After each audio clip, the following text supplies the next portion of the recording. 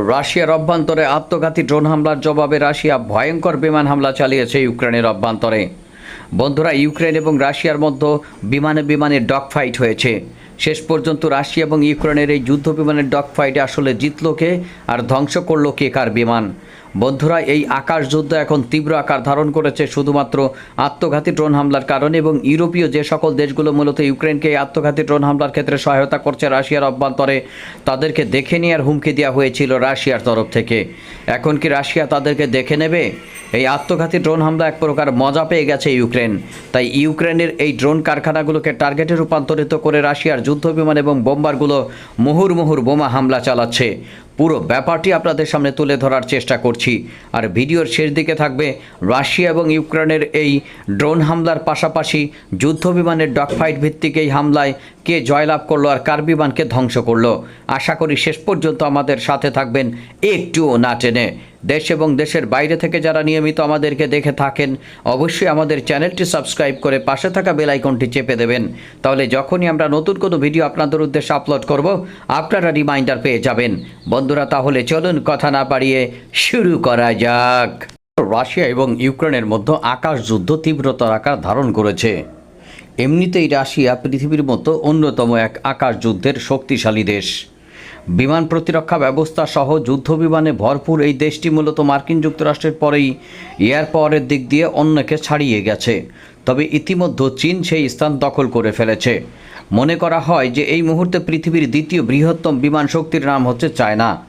এতদিন পর্যন্ত আমরা শুধু রাশিয়ার কথা বলতাম, তবে অপেক্ষাকৃত ইউক্রেনের সাথে তুলনা করলে রাশিয়ার বিমান শক্তির সামনে ইউক্রেন শিশু। রাশিয়ার বিমান শক্তির সামনে শুধু ইউক্রেন নয়, অনেক দেশই টিকতে পারবে না। পৃথিবীতে যে কয়েকটা দেশ রয়েছে তাদের মধ্যে সামরিক শক্তির বিচারে মূলত আর্টিলারি সেকশনে মার্কিন যুক্তরাষ্ট্রকেও ছাড়িয়ে গেছে রাশিয়া।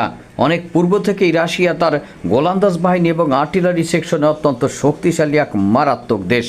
তাই পদাতিক বাহিনী হিসেবে মূলত রাশিয়া ইউক্রেনের অভ্যন্তরে যে ধ্বংসযজ্ঞ চালাচ্ছে, এটি তারই ফলাফল। আর আকাশ যুদ্ধের ক্ষেত্রে এই মুহূর্তে ইউক্রেন চেষ্টা করছে ঘুরে দাঁড়াতে।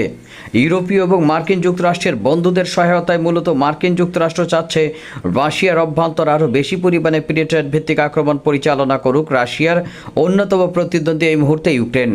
ইউরোপীয় ইউনিয়ন রাশিয়াকে নাস্তানাবুদ করার জন্য এক বিশেষ ধরনের অভিযানিক পরিকল্পনা করেছিল। আর সেই অভিযানিক পরিকল্পনার অংশ হিসেবে রাশিয়ার উপরে স্মরণকালের ভয়াবহ ড্রোন হামলা চালিয়েছে ইউক্রেন। ইউক্রেনের এই ড্রোন হামলাটি হঠাৎ করে নয়, গত কয়েক মাস ধরে লাগাতার রাশিয়ার অভ্যন্তরে তারা এই আত্মঘাতী ড্রোন হামলা বিশেষ করে তাদের স্ট্র্যাটেজিক হামলায় পরিণত হয়েছে। এটি কি দৈবাৎ কোনো ব্যাপার? একেবারেই না। রাশিয়ার বিরুদ্ধে বড় ধরনের একটি সামরিক অভিযানিক পরিকল্পনা পূর্বেই তারা করেছিল। অর্থাৎ রাশিয়ার অভ্যন্তরে আত্মঘাতী ড্রোন হামলার পর যে গোয়েন্দা ভিত্তিক অভিযান পরিচালনা করেছিল ইউক্রেন, সেটির সাফল্য ছিল ঈর্ষণীয়। রাশিয়া তার বোমবারগুলোর একটি বড় অংশ হারিয়েছিল অভ্যন্তর ভিত্তিক এই আত্মঘাতী ড্রোন হামলার মাধ্যমে। কোয়াডকপ্টারের মাধ্যমে চালানো এই হামলায় রাশিয়া বড় ধরনের একটি ধাক্কা খায়।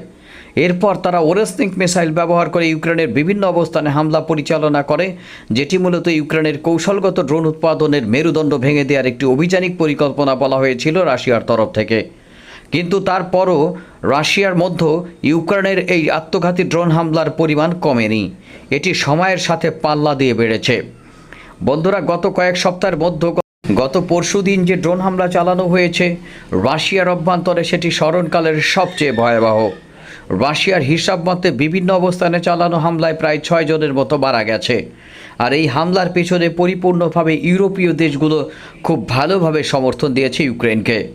ইউক্রেনের অভ্যন্তরে যে আত্মঘাতী ড্রোন উৎপাদন হয় তার অধিকাংশ প্রযুক্তিগত সক্ষমতা হচ্ছে ইউরোপের বিভিন্ন দেশ, বিশেষ করে ইটালি, ব্রিটেন এবং অন্য দেশগুলো ইউক্রেনের অভ্যন্তরে যে পরিমাণ সামরিক সমরাস্ত্র উৎপাদন করে তার সবই প্রায় আত্মঘাতী ড্রোন। এই আত্মঘাতী ড্রোন উৎপাদনের মাধ্যমে প্রচুর পরিমাণের সংখ্যায় ইউক্রেন থেকে রাশিয়ার অভ্যন্তরে হামলা পরিচালনা করার একটি কৌশলগত স্ট্র্যাটেজিক সিদ্ধান্ত গ্রহণ করেছে ইউরোপীয় ইউনিয়ন ইউক্রেনকে সহায়তার জন্য। আর এর পেছনে সবচেয়ে গুরুত্বপূর্ণ লাভ বা কৌশল হলো, এটির জন্য প্রচুর পরিমাণে অর্থের প্রয়োজন পড়ে না, প্রচুর হাই সফিস্টিকেটেড সমরাস্ত্রের দরকার নাই, এবং এখানে প্রযুক্তিগত সক্ষমতা খুবই সরল। আর এটি যদি ব্যাপক মাত্রায় করা হয় তাহলে রাশিয়া যত বড়ই আকাশ প্রতিরক্ষা ভিত্তিক দেশ হোক না কেন, সব ড্রোনকে একসাথে গুলি করে ভূপাতিত করতে পারে না। ড্রোনের অ্যারোডাইনামিক ডিজাইন এবং আকারে ছোট হওয়ার কারণে রাশিয়ার আকাশ প্রতিরক্ষা ব্যবস্থা অধিকাংশই মিস করে যায়। সুতরাং ইউক্রেনের তরফ থেকে এই মুহূর্তে স্ট্র্যাটেজিক পরিকল্পনার প্রধান পরিকল্পনা হলো ড্রোন হামলার মাধ্যমে রাশিয়ার ভেতরে থাকা তাদের যে সকল জ্বালানি, বিশেষ করে জ্বালানি এবং গ্যাস ফিল্ডগুলো রয়েছে যেখান থেকে তারা যুদ্ধের অর্থ জেনারেট করে, সেগুলোকে পরিপূর্ণভাবে ডিস্ট্রয় করে দেওয়া। আর এর বিপরীতে মূলত মার্কিন যুক্তরাষ্ট্র বলতে চাচ্ছে বা মার্কিন যুক্তরাষ্ট্রকে তারা দেখাতে চাচ্ছে রাশিয়ার বিরুদ্ধে আমরা কতটা বড় সড় সাকসেস অর্জন করেছি, সুতরাং তুমি আমাদেরকে সহায়তা করো। বন্ধুরা, এই ঘটনার পরপরই মিস্টার ভ্লাদিমির পুতিন এবার উঠে পড়ে লেগেছেন ইউক্রেনের অভ্যন্তরে স্থায়ী দফা করার জন্য।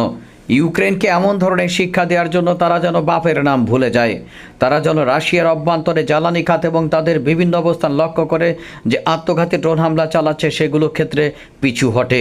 আর ইউরোপীয় ইউনিয়নকে ভয় দেখাতে চাইছে, বিশেষ করে যে সকল দেশ ব্যাকে ইউক্রেনকে এই আত্মঘাতী ড্রোন উৎপাদন এবং সেগুলো ব্যবহার ক্ষেত্রে বা রাশিয়ার অভ্যন্তরে হামলার ক্ষেত্রে সহযোগিতা করছে, তাদের অভ্যন্তরে একটি পরোক্ষ হুমকি, যে পরোক্ষ হুমকির মাধ্যমে সরাসরি ইউক্রেনের সাথে সম্পৃক্ত এই সকল দেশগুলোর অভ্যন্তরে সামরিক হামলার হুমকি দিয়ে রেখেছে রাশিয়া।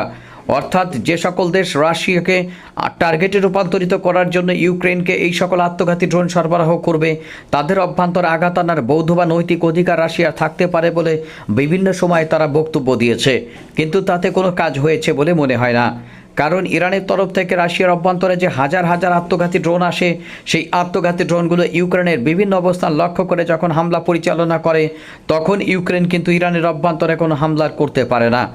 তবে ইউক্রেন এত জ্বালায় এক প্রকার অতিষ্ঠ হয়ে ইরানের একটি নৌযানে কাস্পিয়ান সাগরের অভ্যন্তরে বড় ধরনের হামলা পরিচালনা করে সেই নৌযানটিকে ডিস্ট্রয় করে দেয়।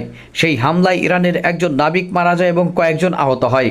এর পরপরই ইরান গর্জে ওঠে যে ইউক্রেনের তরফ থেকে কাস্পিয়ান সাগরে ইরানের অভ্যন্তরে বা জাহাজে যে হামলা পরিচালনা করা হয়েছে তার যথাযথ সামরিক জবাব দেওয়া হবে। তড়িঘড়ি করে ইউক্রেন ব্যাপারের ভয়াবহতা এবং বিপদ বুঝতে পেরে তারা ইরানের কাছে ক্ষমা চায় এবং বিষয়টি ভুল হয়েছে বলে স্বীকার করে এবং এটি একটি অনাকাঙ্ক্ষিত ঘটনা বলে তারা স্বীকার করে। ইরান এখনও পর্যন্ত সেই ঘটনার কোনো প্রতিশোধমূলক হামলা ইউক্রেনের উপরে চালায়নি। তবে ইরানের তরফ থেকে হুঁশিয়ারি উচ্চারণ করা হয়েছিল তারা এর যথাযথ জবাব দেবে। বন্ধুরা, হয়তো একটা সমাধান সূত্র আসতে পারে, যেটি বলছিলাম যে রাশিয়ার অভ্যন্তরে যে ড্রোন হামলা চালাচ্ছে ইউক্রেন, তার পেছনে রয়েছে ইউরোপের হাত এবং তারা বিশ্বাস করে এতদিন পর্যন্ত যে আত্মঘাতী ড্রোন হামলার সাফল্য রাশিয়ার অভ্যন্তরে তারা পেয়েছে, এর মাধ্যমেই মূলত রাশিয়াকে তারা আলোচনার টেবিলে আনতে পারবে এবং বাগে আনতে পারবে এবং যুদ্ধটি বন্ধ করার ক্ষেত্রে গুরুত্বপূর্ণ একটি কৌশলগত অবস্থানে পৌঁছাতে পারবে। আর এরই মধ্যে রাশিয়ার একটি সমন্বিত আক্রমণের পরিকল্পনা পূর্বেই জানা গিয়েছিল। বিমান হামলার পাশাপাশি ক্ষেপণাস্ত্র হামলার মাধ্যমে তাদের আত্মঘাতী ড্রোন উৎপাদন এবং অ্যাসেম্বল কেন্দ্রগুলোকে ডিস্ট্রয় করে দেওয়া, যাতে ইউরোপ থেকে যে সকল আত্মঘাতী ড্রোনের কল কবজা আসে সেগুলোকে অ্যাসেম্বলের পূর্বেই ডিস্ট্রয় করে দেওয়া যায় এবং এর সাপ্লাই লাইনে আক্রমণ পরিচালনা করা। রাশিয়া এবং ইউক্রেনের মধ্যে যখন এই অবস্থা, তখন রাশিয়া সর্বব্যাপী বিমান হামলার মাধ্যমে ইউক্রেনের মেরুদণ্ড ভেঙে দেওয়ার চেষ্টা করেছে। আর এ কারণেই দুই দেশের যুদ্ধ বিমানের মধ্যে ডগফাইট অনুষ্ঠিত হয়েছে। রাশিয়া ও ইউক্রেনের মধ্যকার আকাশ যুদ্ধ ক্রমশ তীব্রতর হয়ে উঠছে। খবর পাওয়া গেছে যে একটি রুশ সু-30 যুদ্ধ বিমান দনেক্সের আকাশে অভিযান পরিচালনার সময় রাশিয়ার এই যুদ্ধ বিমানটি একটি ইউক্রেনের MiG-29 যুদ্ধ বিমানের সাথে ডগফাইটে অবতীর্ণ হয়। দুই পাইলট নিজেদের সর্বোচ্চ কসরত মোতায়েনের মাধ্যমে এবং তারা একে অপরকে ভূপাতিত করার চেষ্টা করার মাধ্যমে নিজের দেশকে তুলে ধরার বা উজ্জ্বল করার প্রয়াস চালায়। দিন শেষে এখানে দেশপ্রেমের সাথে বা দেশপ্রেমের কাছে এক প্রকার বিজয়ী হয় অত্যাধুনিক প্রযুক্তি। শেষ পর্যন্ত সেই অত্যাধুনিক প্রযুক্তির সু-35 যুদ্ধ বিমানের কাছে পরাজিত হয়ে মুখ থুবড়ে পড়ে রাশিয়ারি বা সোভিয়েত আমলের তৈরি সেই MiG-29, যেটি একজন ইউক্রেনীয় পাইলট পরিচালনা করছিল। ইউক্রেনের যুদ্ধ বিমানের বহর যখন ক্রমাগত চাপের মুখে রয়েছে, তখন এই ঘটনাটি মস্কোর দূরপাল্লার এয়ার টু এয়ার মিসাইলের সক্ষমতা প্রকাশ করল। এই এয়ার টু এয়ার মিসাইল বা নিক্ষেপণযোগ্য মিসাইলের সক্ষমতা যে রাশিয়া এখন বিশ্বের অন্যতম শ্রেষ্ঠদের মধ্যে শ্রেষ্ঠ, সে বিষয়ে কোনো সন্দেহ রাখল না। যার মধ্যে তার ক্ষেপণাস্ত্র প্রতিরক্ষা সক্ষমতার পাশাপাশি দূরপাল্লার ক্ষেপণাস্ত্রের মধ্যে রয়েছে R-37M এবং আরও নতুন ধরনের দূরপাল্লার মিসাইলের মধ্যে রয়েছে অপেক্ষাকৃত নতুন R-77M। এগুলোর ক্রমবর্ধমান নির্ভরতা আরও গুরুত্বপূর্ণভাবে যুদ্ধক্ষেত্রের গতিপথকে বদলে দিচ্ছে। রাশিয়া এক্ষেত্রে আরও নতুন নতুন মিসাইল আনবে যেন তারা তাদের তেল ক্ষেত্রগুলোকে রক্ষা করতে পারে, তাদের যুদ্ধ বিমানগুলোকে আরও শানিত করতে পারে, ন্যাটোর উপযোগী করতে পারে বা ন্যাটোকে মোকাবেলার উপযোগী করতে পারে। কারণ ইউক্রেনকে লক্ষ্য করে নয়, মার্কিন যুক্তরাষ্ট্র এবং ন্যাটোকে লক্ষ্য করেই মূলত রাশিয়ার এই সকল এয়ার টু এয়ার মিসাইল এবং তার পঞ্চম প্রজন্মের যুদ্ধ বিমানগুলো। ধন্যবাদ।